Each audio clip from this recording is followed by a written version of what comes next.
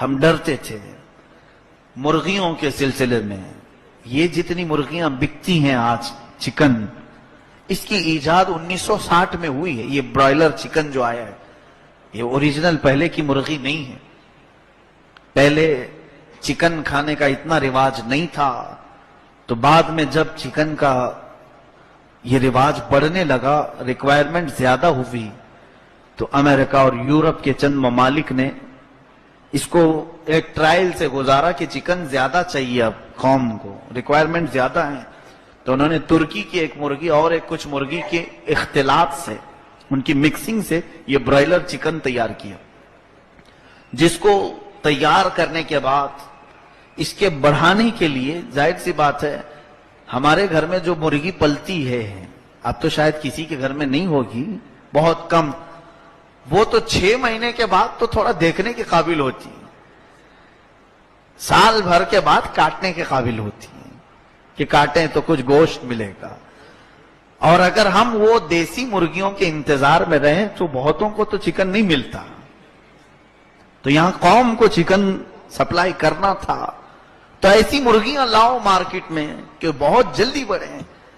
عقل کا ہم کبھی نہیں استعمال کرتے. آپ نے کبھی دیکھا کہ یہ صرف 40 دن میں بڑی ہو کر کے آتی ہیں؟ یہ جو مرغی ہماری مارکیٹ میں پہنچتی ہے، یہ انڈے سے نکل کر مارکیٹ میں پہنچنے تک صرف 40 دن کی ہوتی ہے. اور اتنی بڑی نیچرل، کیا یہ چیز ممکن ہو سکتی ہے؟ پاسبل ہے یہ؟ اس کو کیا کیا کر کے بڑھا کیا جاتا ہے.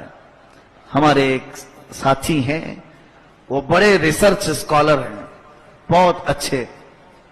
انہوں نے اپنی تحقیق پیش کی 1960 میں جب یہ برائلر چکن کو لایا گیا تو اس کے کئی مقاصد تھے. انہوں نے جو غذا اس کو کھلانا شروع کیا اس مرغی کو، ایک بات یہ بھی میں بتا دوں، مرغی آپ یہ برائلر چکن خرید کر کے اپنے گھر پہ پالو، 40 دن میں نہیں بڑی ہوگی آپ کے ہاں.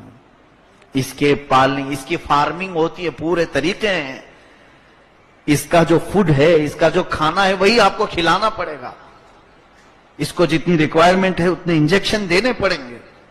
وہ ساری فارمنگ سکھائے جاتے ہیں، مرغی فارم والے جانتے ہیں اس کو.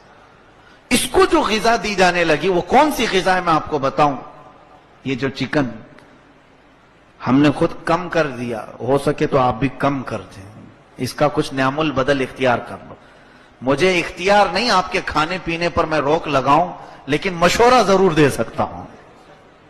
آپ کا اختیار ہے، آپ عمل کرنا چاہیں کر سکتے ہیں.